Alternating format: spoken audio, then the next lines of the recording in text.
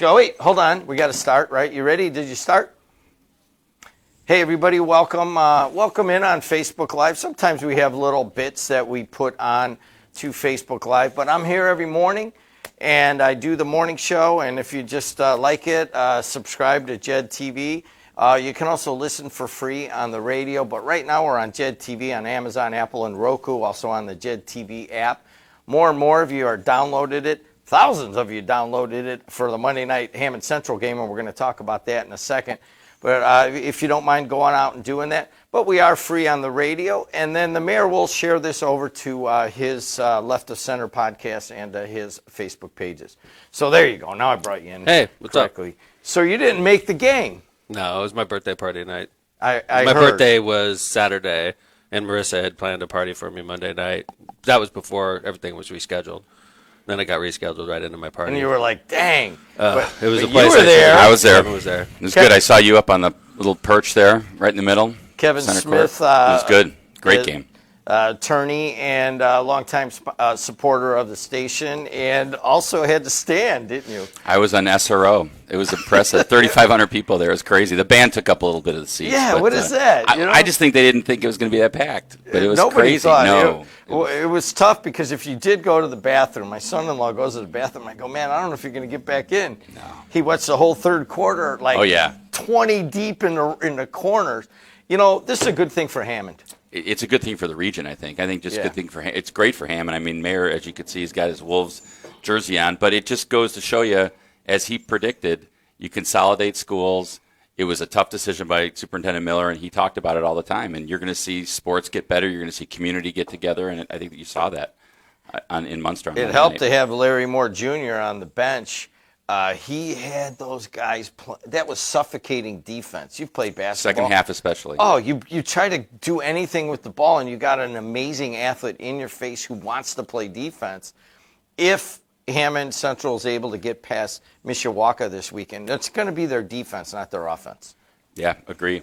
I know Mayor's been. I'm probably the wrong guy to ask about basketball strategy. Yeah, but I think you can tell. The one thing I've noticed in the community this year is you heard about the basketball team all year. People were talking about it, and I think again it just goes to what the mayor talked about. Hammond didn't need 4 high schools. It needs 2, and you're going to see, as you're seeing, sports continue to get better because of consolidation. I mean, I was in the stand. I looked in the stands. I saw a bunch of people that coached at Clark sitting in the Hammond Central side. That's good for the city because they're consolidating. Mm-hmm. Yeah, I mean, it's from what we do all their home games on football and basketball, girls and boys, and soccer and all that stuff. There's a much better energy at Hammond Central, I believe, than there might have been kind of all spread out. There's a momentum academically and athletically. I don't know if it's just the consolidation. I don't know if it's like having brand new everything. But I feel like it's moving in the right direction. That's what we're seeing here. What do you see, Mayor? It's like a college campus. I mean, it's like you're in a college building. So, I mean, I'm sure the students that go to school there feel special because they should. It's a $100 million state-of-the-art brand new high school. So if there's a renewed energy, I think it's because they've seen that the citizens of Hammond have invested in the students. And this wouldn't even be possible without Superintendent Miller. As soon as he took over as superintendent, doing something that we knew had to be done in Hammond for 20 years. And he came in and did it, and now we're reaping the benefits of it. For 2 years, he had a tougher job than you. Yeah. No, that decision. He took a lot of flack. That decision was looming for a long time, and a lot of people passed up on what needed to be done, and he came in and did it. So that's why I call him Scott Badass Miller. So he has a nameplate that says that, actually. Hey, let's just make it clear here. We are simulcasting on local live radio. I know. Okay? That's as far as I'm going. We have certain standards. I know. I used to be on the radio. So hey, listen, you did used to be on the radio, and Lindsay McDermott, and she is really doing a great job in the background of your Left of Center podcast.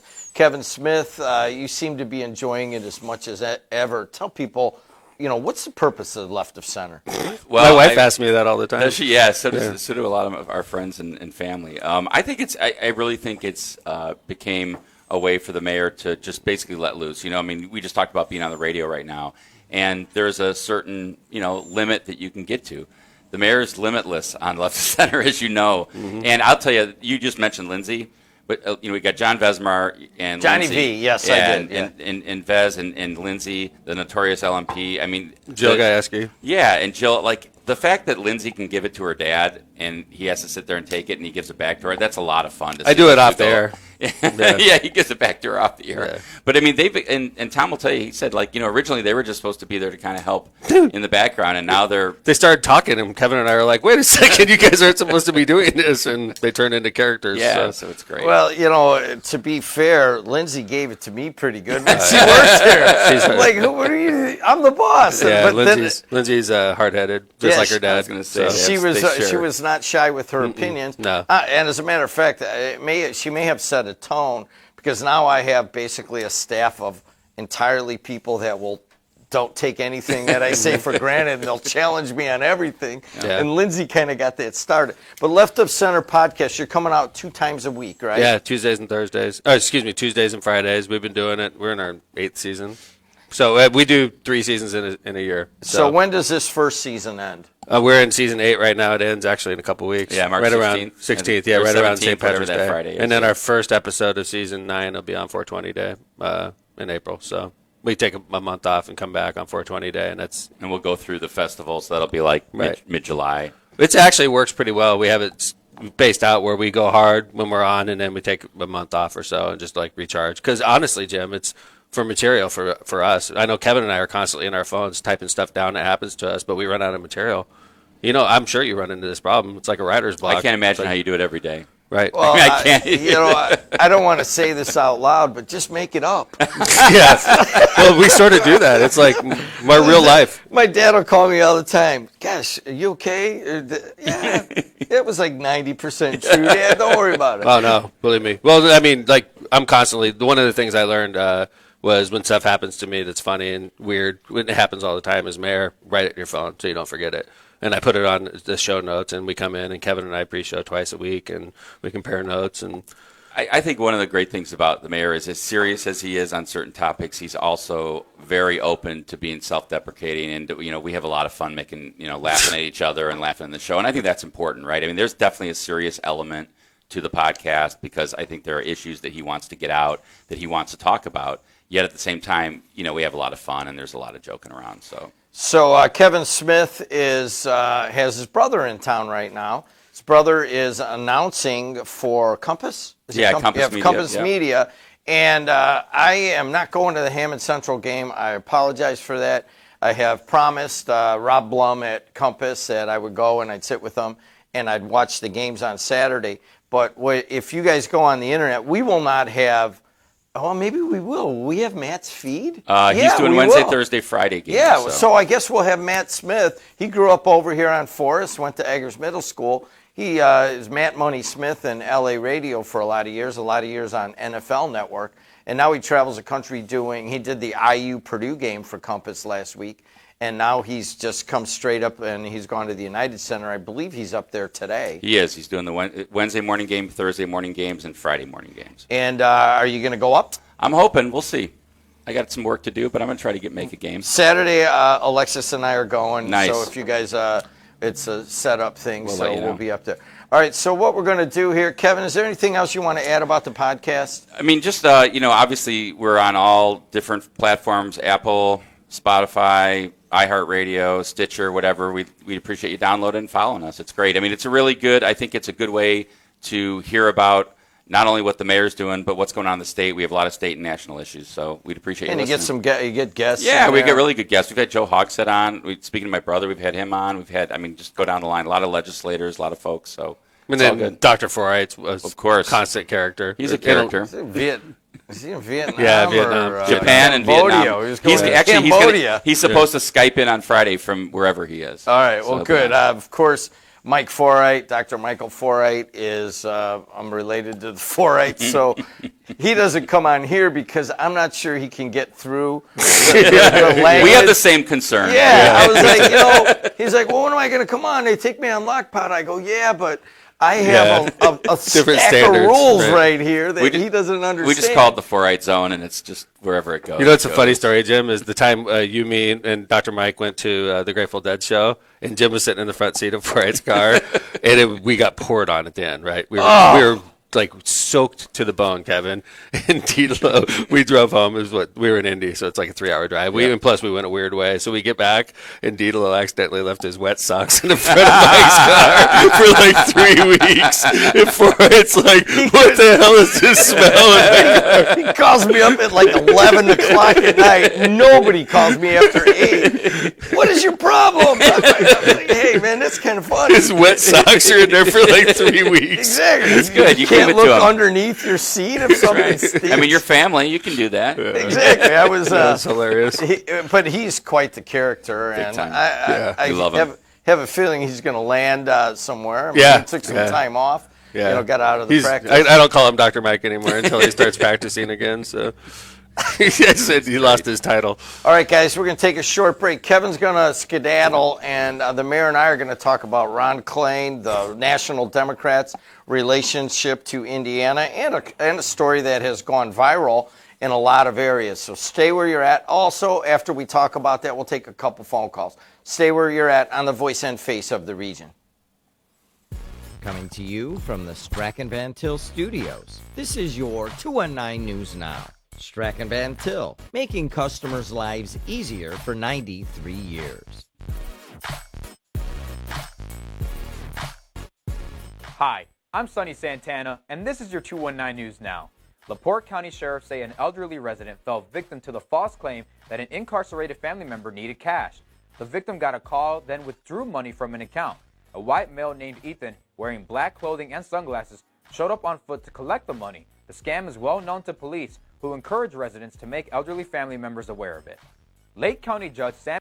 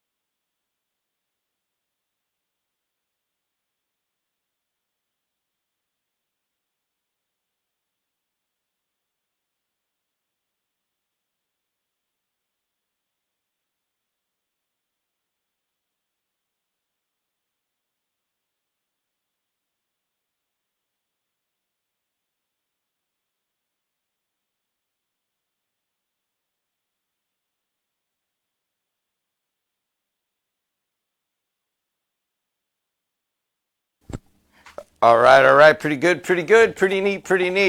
219-845-1100. You want to talk to Hammond Mayor Tom McDermott. Right now, let's take a look at traffic. If you're watching this later or you're listening later, of course, this won't matter. But it is Wednesday, March 8th at 7:22 a.m. And traffic trumps all, and we've got plenty of it this morning. 294 around the city is a little bit heavy through the construction zone, so you got about a 3-minute delay there. 80 going east and west looks pretty good. The Bishop Ford up the gut of the Southland had an accident at 79th. That's backing things all the way up to the Steel Bridge. Allow extra time. As a matter of fact, go up the Skyway and the toll road to Klein Avenue Bridge today. And you also may want to stay off the Borman until they get an accident right not too far from where we're standing here at the Strachan Van Til Studios on the campus of Purdue Northwest. Looks like it's an accident right around Klein Avenue and the Borman. That's backing things all the way up to Broadway right now, and I'm getting a number of texts about how bad the Borman is. We've got Chuck Gardner. He is doing his park show, and he has somebody coming in from Dyer, so that should not affect that. And that is Justin Gerbic, Town of Dyer Parks and Recreation at 8:30. 8 o'clock, it's Jim Weezer, Democrats. And then at 9 o'clock, it's Coach Burke with the Lake Station Edison Eagles, and they'll be going on to regionals. In terms of the weather, that snow comes in on Friday today. Just kind of mostly cloudy and breezy, high of 47. Tomorrow, 43. And then by Friday, a high of 34. Mayor, you ran for Senate. Yes. And I was watching the progression of your campaign, as a lot of people were. And you were showing up in the oddest places at the oddest hours, it seems. And you said you put 75,000 miles into that. Did you put your heart into that campaign also? 100%. I was in more, it was different stages. Like when I was first asked to run by people that were very high up in the Democratic Party and promised support, and I decided to run. And I was doing it more like a soldier, assuming that I'd probably lose, but I'm just doing it for the party. And then when Roe versus Wade was overturned and SB 1 was passed and America was on fire, women were on fire, I thought that was the difference maker, and I thought that I was going to win, and I was all in for the whole summer. Who asked you to do that? I can't really get into that. I don't think that would be right. All right, and I have to being honest, I know you're not going to answer right. it, and I have to ask. I'm the glad question. you did, and I don't want you to know. I just don't like. There's certain things, and I think it would get people in hot water, and I just don't want to do that. But I want you to know that I was asked by people at the highest levels of federal government. So you have people at the highest level, and that's what everybody figured. It's like, why is he running? Well, he must have been asked, and so you're asked at the highest level. And then you go to run, and you have to raise all your own money. Right. I raised $1.6 million, and mostly small donations, $50 or less, from people all over the country. And it didn't matter. We were written off by Washington, D.C., by the Democratic Senate Campaign Committee, by the President of the United States. They focused 100% of their energy on winning Pennsylvania and getting John Fetterman elected, and they hung people like me out to dry. They hung the Midwest out to dry with no thought whatsoever. President Biden made that decision, I'm sure. The Democratic Senate Campaign Committee made that decision, and I'm salty. I'm going to always be salty with President Biden and his team. Anybody that's associated with it, they made the decision to hang me to dry, and I'm not going to let them forget it. Ron Klain was the chief of staff for President Biden. And a Hoosier. Indianapolis area native, and he was sitting across the desk from President Biden. Did he give you any help? None whatsoever. Hoosier Democrats helped propel his career so that he's sitting at the same desk as the President of the United States, and he could give a crap about any Democrats in Indiana running, myself or any of the team that ran along with me. He didn't care. He didn't lobby for us with the president. He didn't do anything extra. He didn't even donate personally to my campaign. So I found it ironic when he's suddenly very concerned about the state of the Democratic Party in Indiana. I find it very ironic when I called it out. Well, it's pretty direct language. You use both on Twitter, and I would, if you don't mind, I think it's so funny when I read stuff from Lockpod in the paper. It sounds so funny because it's totally different. I mean, it's totally fair game. Don't get me wrong, but it's just funny to me when Lockpod stuff I say on the podcast is in the newspaper. It just seems so different. Well, Lockpod. Well, if you guys don't know the history of this, the mayor was on the air with me for 15 years, off and on. And not even off and on. I mean, 1 year. Yeah, 1 year we separated. Right. So it was like 14 years when we weren't getting along all that well. That's why people listened. Yeah, but at some point I did look at the mayor and I said, Mayor, you got to go to a podcast.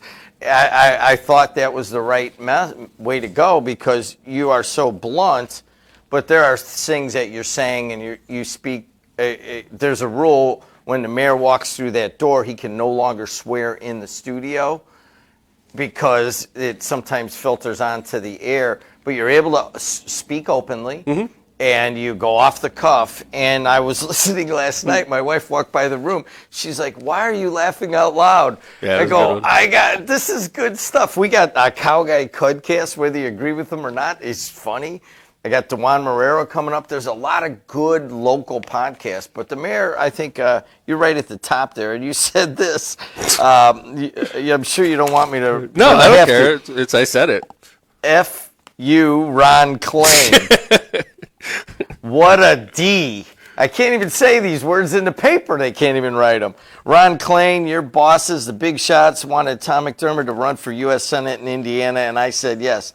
I busted my ass, which I think you can say.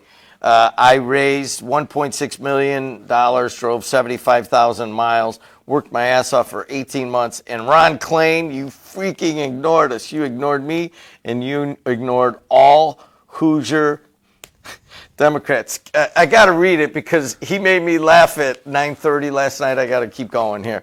So you come in now and you say, let's find some great candidates for U.S. Senate. Am I supposed to trust you, Ron? You a-hole. You freaking screwed me. You guys screwed me and all Democrats in Indiana when we ran. I'm a veteran. I'm a 20-year mayor. I was a good candidate. You had a good candidate.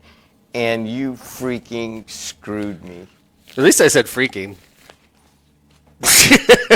Yeah, I was on fire. So the backstory is this. So as hot as I was on Lockpot, you should have seen me when I got back from my vacation. I was away for my birthday. I got back. Marissa had the party for me, so I land on Monday. And my campaign manager from the Senate campaign, Zach, who is a good friend of mine, he still works with me on a consulting basis, sent me Ron Klain's comments. And I'm on the ground for 5 minutes, just landed. I was super happy, and all of a sudden I'm just extremely mad. And it went for a day. I was just distracted and salty. Even during my birthday party, I was trying to but I was so distracted that whole weekend. I just couldn't believe the guy's so tone deaf that he would say something like that. It brings up the question of the Democratic Party in Indiana. Yeah. I mean, is it, how competent is it? How strong can it be? We've had Democratic governors. Yeah. I mean, Agree. What's happened? I mean, it seems that it's a supermajority down there right now figuring out. Is there any hope for Democratic Party in Indiana? Not in the near future. Not in my opinion. I don't see, in all due respect, I love the chairman. He's a friend of mine. Mike Schmull's a great guy. And the party structure is there. I mean, I met great people that worked hard and cared. But we have a major problem in Indiana, and I don't see anything being done to fix it. Nothing. We got shelled. And Democrats had a good, 2022 across the country. And in Indiana, we got shelled. Of course, we had no help whatsoever from Washington, D.C. We were completely on our own. But you would think that, if you're a sports team and, you didn't get where you wanted to go and you got shelled in your last game, you'd go back after and you try to figure out what went wrong and how we're going to fix it. None of that's happening. So now it's like the only thing that's happened is time has passed, and now people are like, hey, you going to run for governor? Like, I'm not into losing a year and a half of my life unless we have a shot. Just give me if I feel like I have a shot, I'd love to run for governor. I'd be a great governor for Indiana. I'd represent all 6 million people that live here. But you have to have a shot. Like, I'm not into wasting 18 years of my life begging for money, driving all over the state just to get 18 months. 18 months, excuse me. Yeah. That's interesting. Mm-hmm. No, it's a well. Let's just put it into perspective. The mayor broke into the leagues in the exact same year that I broke into the leagues in 2004. Mm-hmm. We both kind of came on the scene. We bought it same time. Literally the same time. Yeah, we've gone back and forth and probably will again. But I've been doing this a long time. I've cut back. You see that? Mm-hmm. I'm handing I'm not handing it. I'm getting it taken away by a next generation of people. Mm-hmm. And maybe I'm probably gonna do some different things at some point. Now, you've been doing it at the same time. Mm-hmm. It's kind of exhausting. Yeah. All these years for me. I'm just projecting a level of exhaustion or tiredness or repetitiveness to you, and I just wonder, after 20 years of doing this, what's your mental state? I'm good. My job is mayor. I love it. It's the thing about it. You said repetitive, and that's a great thing about mayor. There is repetitive parts to it. Like I've given the same. I go to the Hammond Sports Hall of Fame, and you try to say something different every year. I've been there for years and years, so I just did that speech last night. But the fact is, I love my job. The residents are great to me. My bosses, the residents, the council are great to me. They work with me. People are appreciative of what we do. I go to the wheel. People buy me breakfast all the time. It's just a level of respect they show you, and it makes me feel wanted and needed, and I love my job. So I'm not bored being mayor, if that's the answer to your question. Yeah, I'm not bored either. I just know it takes its toll. Yeah. And I had to, you don't really have the option of cutting back of being mayor. Oh, I'm only going to be mayor 4 days a week. Right. Well, I do. I'm only on the air 4 days a week. And part of that is that there's a beginning and a middle and an end, and you have to kind of maneuver in those areas. But I don't see it in you. I don't see you're sitting there looking, you're on fire. You got Ron Klain thoughts in your head, and you're still very passionate about it. I love my job. It's the best job. I get frustrated sometimes because I think that, especially when I see people that, I graduated from Notre Dame Law School, and a lot of the people Marissa and I both graduated with are off, and they're partners in law firms in Chicago, and I live in Glencoe. And, so that frustrates you sometimes because I knew going into public service I was going to be limited on my income potential. So sometimes that gets frustrating, but I knew what I was getting myself into. And the great thing, honestly, at the end of this term, believe it or not, I could retire. At the end of my next term, I could retire. I'm old enough and I have enough service I can get a pension. So that's my goal now, I'll be honest with you. It blows my mind that I could actually have a pension in 4 years. You could have a pension. I believe your wife is probably going to win here, and she would get a pension. She already won. Yeah, she already got it. Yeah. She gets a pension after this next term also. So, yes. But Marissa has to wait a lot longer because she's younger than me. So, how much younger is she? 7 years. So she has to go into her 60s before she could retire. But I could literally retire in 4 years if I wanted to. I thought she was 10. Yeah, right. No, Marissa's 7. Yeah, 7 years younger than me. 219-845-1100. Hammond Mayor Tom McDermott's here. We talked about the Ron Klain incident. Is there anything else you want to say about that before we go to the phone call? No, I'm not mad at the guy. I guess it's just tone deaf. I'm mad at the situation. Ron Klain was part of it. He's not the whole thing. He wasn't the one that put his thumb on me and said, you're not getting any money. But anybody that comes from D.C. and preaches to us Indiana Democrats who are out here fighting a good fight, it landed with a thud with me. 219-845-1100. Let's go to Dennis on line 599. You want to talk to the mayor? You got a few minutes. Hi, Dennis. Good morning. Yeah, hey, good morning. Real quick, Mayor, in your travels around the state, not only you said the future of the Indiana Democratic Party didn't look too bright. How about the state in general? Did you find reasonable people out there, or is it just a straight state full of Trump lie embracing, idiots that it's easy to picture the rest of the state, for the Deep South? Yeah. Thanks for the question, Dennis. Appreciate it. All right. I had a great. Take care. Thanks, Dennis. I had a great time. I met lovely people. People were very nice to me the whole time, and you could tell that some people were being nice to me and they weren't going to vote for me. They'd say, "Oh, Democrat or Republican?" I go Democrat, and they're like, "Oh." And you knew right then. And I was hoping, obviously with women, and I was hoping that they'd think otherwise. But I'll be honest, I can't remember a single time that I was treated disrespectfully. People would say stuff on social media, which is normal, but everybody's very wonderful to me, and the state's gorgeous. I've always known Indiana's a beautiful state, but until you put 75,000 miles on your car and drive to all corners of the state, Republican, Democrat corners alike, I was very lucky to be able to do that. I was. 219-845-1100. Let's go to MX on line 599. MX, you're on with the mayor. Go ahead. You got a question?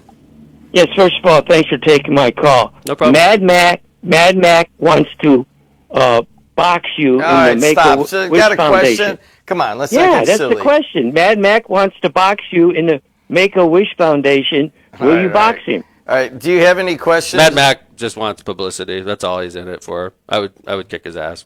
So he's 4 feet tall. So I got money on you. Thank you. I appreciate it. Hey, thanks for the call. Hey, Thanks for the call. Hey, Mayor, I do want to bring up a local issue that he was probably going to get to.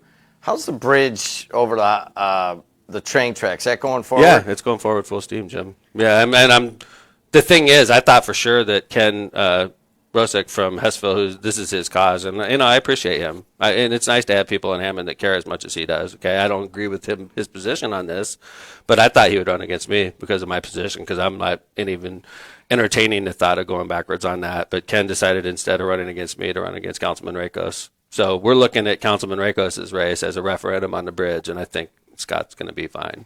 So what we're talking about is there's a lot of trains in Hammond, and I did want to talk about that, about the toxic spills and so forth, and that was one of the things that we're going to get to. But I will take your phone calls. But the bridge is basically going over. Is that Norfolk Southern tracks or is that CNN? It's CNN. CNN, yeah. CN Canadian tracks. National, right. CN tracks, and it is taking up some open land, and MX has been pretty against it. Ken Rosick and some others have been And honestly, Jim, people have the right to feel the way they do, and I appreciate that. But I ask people to put themselves in my shoes, because in Hessfield, the number one complaint has always been trains, and I have a proposal to get over the train situation, and the state's going to pay 80% of the cost. I mean, I'm a negligent mayor if I don't take that opportunity. And I understand that Ken feels strongly about the nature, and I appreciate that. But the fact is, I think the greater good is done by building this bridge. So before we go to those, let's do it now because I'll forget. A lot of attention is being put on Ohio and the amount of hazardous chemicals that crisscross the nation through Ohio, and I've been watching the national posts and the national news. Not once did I hear them say, oh yeah, it also happens in Indiana, but if you look at Indiana, and I've done this through the NISA organization, there's as much hazardous materials going on these railroad tracks at 24/7 as there isn't anywhere in the country. How do you address that? Jim, that train went through Hammond before it derailed in Ohio. That train was heading east. It went through Hammond to get to Ohio. So that could have easily happened here. And we've been preaching about trains for decades in Hammond. I've been preaching about trains for the last 10, 15 years, loud and clear, and getting no response at all. So the only people that could regulate trains are Congress and the president. And they're talking about it, and I think that's a positive thing. Well, I mean, you have ripped on them, and part of it was they stop. They stop and block all of our intersections. And then they go in intersections. and they pay the 20 tickets at once, and it's like They a don't even nickel care. to them. They don't even care. Yeah, I mean, the number one place to stop is right here Yeah, on yeah. Indianapolis Boulevard and cutting off 165th Fifth. all the way down, and it becomes a problem. But when you start looking at those trains, a lot of them are cylindrical, and so a lot of them say hazmat on the right. side. That's right. People don't realize that, I only live a block from there. Well, you know what? That's going by you. You hear that train at 2 in the morning, there's a decent chance, especially with all of our industry around here. I did not know that train came through Hammond. I did. I was told that after the fact. And when you think about it, we had Norfolk Southern lines, and it was an eastbound heading train. It went right through the city of Hammond, and it derailed in Ohio, thankfully. I mean, thankfully, it wasn't our city. I wish it hadn't happened at all, but thankfully, it wasn't Hammond. 219-845-1100. Let's take another one. Show me what we got. Let's go to Robert on line 599. Hi, Robert. How are you?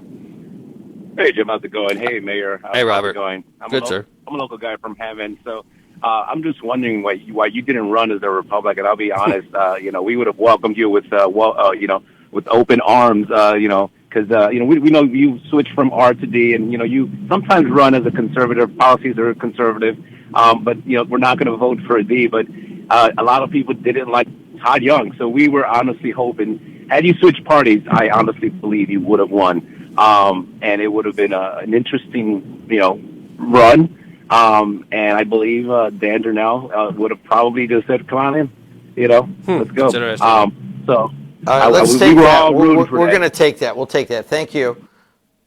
There's other people saying that. I've heard that a number of times. Well, what do you say? Well, I mean, when you think about how I grew up with a single mom in California that was a Democrat, and my dad was the mayor of Hammond, Indiana. That's how I grew up, and he was Republican. So my whole life, I was going back and forth between Republican and Democrat, my mom and my dad. So I know what the difference is, and quite frankly, there are parts about me, fiscally, where I am conservative, and there's also parts about me where I'm sort of progressive, like when it comes to marijuana legalization and things of that nature. I'm also pro-cop, which is more Republican, but I also have a free college scholarship program, which is very progressive. So I'm difficult to classify. Quite frankly, I'm a moderate, and moderates could be in either party, and I'm in the Democratic Party, and I'm happy part of the Democratic Party. But I don't know if the Democratic Party wants moderates anymore. People like me are bailing the Democratic Party. They don't. I'm a heterosexual, non-union, white male, professional. There's not a lot of me around the Democratic Party anymore. And quite frankly, there's a lot of people in the party that don't make me feel super welcome to be in the party anymore. So the fact is, the Democratic Party's got to figure out who they are. Are we this party of progressive liberals? If we are, I don't think we're going to be successful in Indiana. Okay? I'm having trouble in Indiana as a moderate to be successful. And if the answer for the Democratic Party is to go further and further to the left, they're never going to win a race in the state of Indiana. Take it from a guy that just met hundreds of thousands of Hoosiers. We're not going to the left is not the answer, Democratic Party. If we're going to win in Indiana, we got to be like Evan Bayh. We got to be like Joe Donnelly. These people were in the center. That's how we're going to win here. It's just the facts of life. And we have people in our party, they want to keep going further and further to the left, and they think that's the answer. And it's Armageddon as far as I'm concerned. But no. It sounds like you've thought about what he's talking about. I hear it all the time, Jim. So, people all the time say, you sound like a Republican the way you talk. And when I talk about police and when I talk about the way I spend money in Hammond, I act like it's our private business and we're trying to freaking save money every step of the way. When you're... Thanks for saying frickin'. I know. When you're on WJOB, Jim, you watch the bottom line and you make sure that when you're spending money, it's spent on the right things and it's not being wasted. I do the same thing in Hammond. I scrutinize the claim sheets and I question the claim sheet. It's like they're spending my money. That's how I look at the city. Is every penny that goes out, I'm going to watch and I'm going to make sure that we're spending it the right way. And that's some people think that's very Republican-like, but I just think it's a good business practice. I got two questions on that. On the Republican side, I have had Todd Young on here. And he was pretty open when I asked him, you didn't get Trump's endorsement. He goes, I can stand on my own 2 feet. You got Governor Sununu that's saying, hey, you know what, let's move off of the Trump endorsed things and let's move into the more moderate, conservative, traditional Republican. That's happening on the Republican side, but it's really not happening on the Democratic side. There aren't a lot of You're right. that are emerging. Do you see that? The more moderate Democrats emerging? No, I don't. But you're right. I agree with everything you just said. And I think that Todd Young did a good job of staying independent from Trump. Obviously, I was hoping it would work out a different way. But you were hoping he would go to Trump. I was hoping he would go to Trump, or I was hoping Trump would, be repulsed by Todd's lack of enthusiasm towards him and maybe, start campaigning against Todd. But, Todd, by the way, Todd and I talked on election night, and he was a gentleman to me, and I appreciate that. And I told him, Tom McDermott's not your problem anymore. I'm never going to talk about you in a negative manner. And I have to say that he was a gentleman that night, and I appreciated it. Yeah, but he's pissing off a lot of Republicans of the MAGA Trump wing of that party. He doesn't have 6 years. He has 6 years to worry about it. Yeah, exactly. And I mean, he even comes on here and he's really open about. You can see him where he's branding himself. They're looking. So is Holcomb. They're like, well, eventually we're gonna pivot off of this. So yeah, I'm the moderate conservative Republican. That's. But the thing about Todd that's different from Holcomb is looking for another job in 1 year. Todd Young's got job security for 6 years. So Todd could do whatever he wants. He could do nothing for 4 years and it's not going to matter.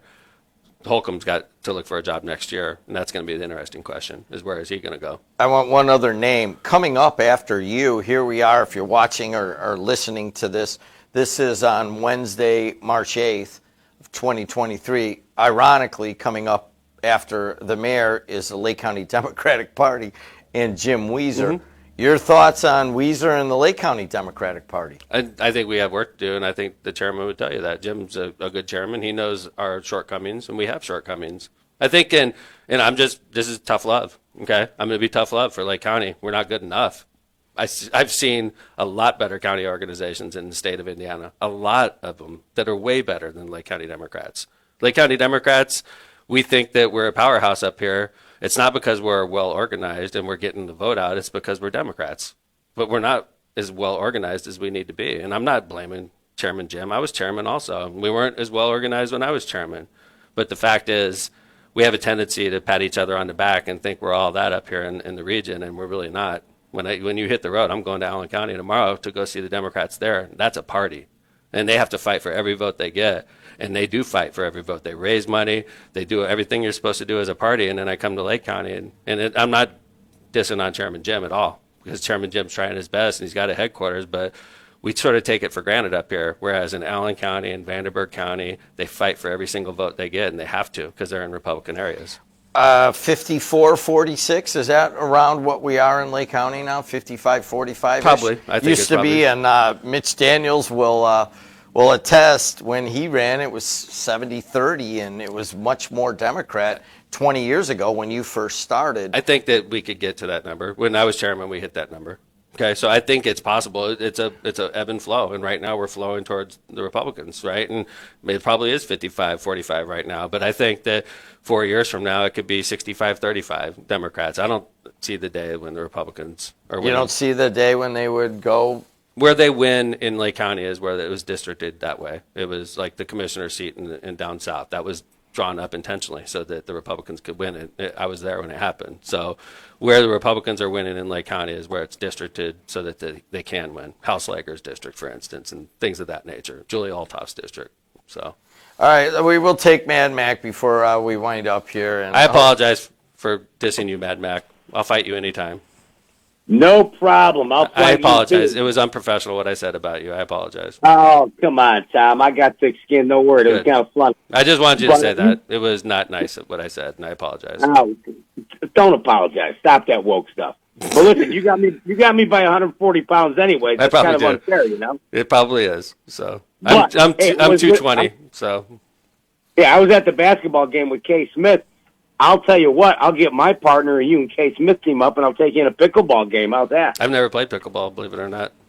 Good. Let's put 2,000 on the line. Hey, here's my question for you. And don't forget, about 10 years ago on your show, you said you were a little unchallenged being the mayor, and I said, hey, you need a challenge, champ. What do you do? And I'd buy the house for you over in Gary, and you run for mayor of Gary. Yeah. Do they need help by a conservative guy who knows how to run a town? That's you. Don't retire and be a wimp. Thanks. Go be the mayor of Gary. Now, here's my question. Hold on. I'll let you ask a question. Just give me 2 seconds. I did hear a lot of people telling me to move to Chicago. A lot. Right after my race, they're like, move to Chicago, run for mayor. And I'm like, it's sort of tough. Hell yeah. I'm married to a judge in Lake County. She can't exactly move to Chicago. I didn't get many people telling me to move to Gary. 2 houses. Anything's legal in Chicago. You can live in California. Hey, look at Vallis. I'm not even sure Vallis lives in Chicago, and he's about to become you already brought up what I was going to talk about next, but get your last question out. Go ahead. Yeah, here it is. Do you think that the city of Chicago and the population in general send a message to Democrats nationwide saying, hey, listen, you can take all that crazy stuff about we got to represent and diversify. They just kicked out a little ugly black lesbian woman. All right, that's good. Thanks. I'll pick it up from there. Thank you. All right. Ouch. What was the message out of Chicago? I honestly think it was just about the mayor herself. I really think it wasn't about Democrats, Republicans. It was about Mayor Lightfoot. And quite frankly, her tenure was chaotic. It really was. And I think that if you're going to be an effective mayor of Chicago, you got to have the Chicago Police Department's back, and they got to have your back. I think it's integral, and that's something about my mayorship in Hammond is I got the police department's back, and they know it, and they got my back, and I know it, and I think that's super important for an urban mayor. And Lori Lightfoot came in sort of negative on the police and didn't really back them up, and it was a failure. It was a failure of an administration, really, and that's why she got beat, in my opinion. All right, so no more on that, Robert. I got a couple questions. All right, so let's look directly to a couple blocks away here. Mayor Anthony Copeland taking on Adrian Santos. What do you see? It's interesting. The signs are up already. They were up in February, and that's really early, as you know, Jim. Usually signs, the general rule is signs go up a month before Election Day. So that the fact that signs are up all over the city right now, and it was February when they went up, and now it's March, it just shows that that's a big race, and so is Gary. And I'm sort of standing on the sidelines watching, and it's nice. But Mayor Copeland is outside of his fight with the fire department and the police department, but mostly the fire department. I think Mayor Copeland's been an effective mayor. He's done a good job in East Chicago, and I think Adrian Santos is a great trustee and a great guy.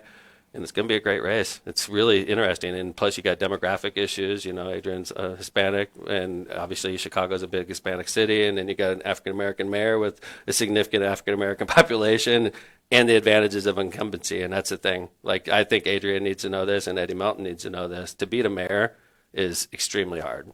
Everything is stacked against you. So I think we need to keep that in mind. Adrian Santos is definitely the underdog, and Eddie Melton is definitely the underdog in Gary. Definitely. All right, look at that Gary race. Eddie Melton, state senator, and Jerome Prince, sitting mayor. Is it good for Gary to have two pretty qualified guys going at it? It's awesome for Gary to have two great guys running for mayor. I think quite frankly, that's what we need in the Democratic Party statewide is a good primary and to get people excited. But I think in Gary, having Eddie Melton, who's an amazing young man, he's a great candidate. And then you have Jerome Prince, who I think is a great mayor also, and you have them both running against each other. The thing I see in that race, first off, it's going to be tough to beat a mayor. He's a smart guy. He's a veteran. It's going to be tough to beat him. Secondly, the thing I think that hurts Eddie right now is the fact that he's down in the Senate every day of the week, in session, and he's going to be down there until April. And I don't think that's really helps him. I'm sure he's putting a lot of miles on going back and forth between Gary and Indianapolis. But when I ran against Mayor DiDello, Jim, I worked so hard every single day, Monday through Sunday, and I had to, and I barely won. And I worked so hard. And by the way, my name was the same as the last mayor before Dwayne. So the fact is, Eddie Melton he's got to work twice as hard as I did if he's going to be successful in a primary. So to bring that around to some of the things that we were talking about, I was not as into the scene. I didn't even really understand it, but I look at it back. The fire department and the police Dwayne was fighting with them and feuding with them. And a lot of them came over to you. Fire was with me. Police was sort of police, honestly, in Hammond, the police don't really get involved in a lot of races. They don't. You don't see the FOP endorse very often. And I'd say they were mostly with Dwayne, but some of them were with me, don't get me wrong.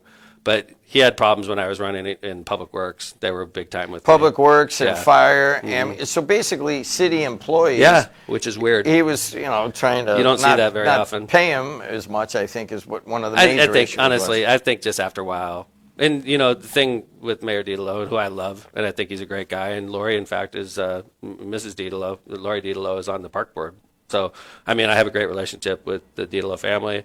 I think he's a great man, and I think that he was a great mayor. And quite frankly, I think what let him down when I ran against him was his people.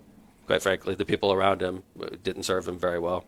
And, Well, but that's ancient history, Jim. That is ancient. And I love Dwayne DiDello has been a great Hammond resident his whole life, and he's still doing great things. And his wife Lori and his family is just a wonderful family. And I don't want to besmirch them at all because I'm really happy that we have a good relationship.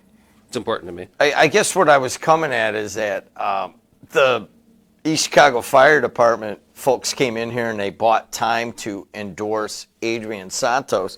And all I was thinking, well, they're sitting here and they're just kind of ripping on the mayor. I was like, this is kind of what happened to Dwayne when the fire department, you don't realize how many the fire guys are much more political a lot than the police. And I'm like, wow, I wonder how this is going to hurt Copeland. And if it does the same thing that did the thing is, it should hurt him because fire department are loved by all residents, right? But the thing you have working against you also is firemen in East Chicago, just like firemen in Hammond and Gary, probably 85% of them live elsewhere. So even though they may be against Mayor Copeland, it's hard to vote against him when you live in Crown Point. And, so Mayor Copeland, he has problems with the Chicago Fire Department, but, I'm not sure how much that's going to hurt him, Your relationship with Dave Uran over here at the Convention and Visitors Authority? He's my brother. I love him. I love Dave Uran. I helped Dave when he was a brand new candidate, and we've become very good friends over the years. And I think he's doing great, Mayor, anything else you want to say? No, it's good to be back. Let's promo your podcast one more time. Sure. Tuesday, Friday. I keep saying the wrong days. Lockpod, Left of Center podcast.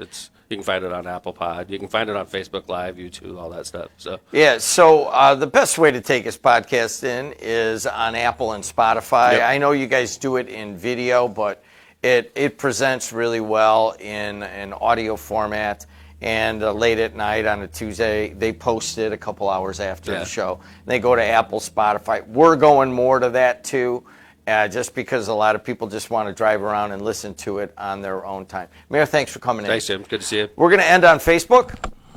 Thank you on Facebook, and thanks for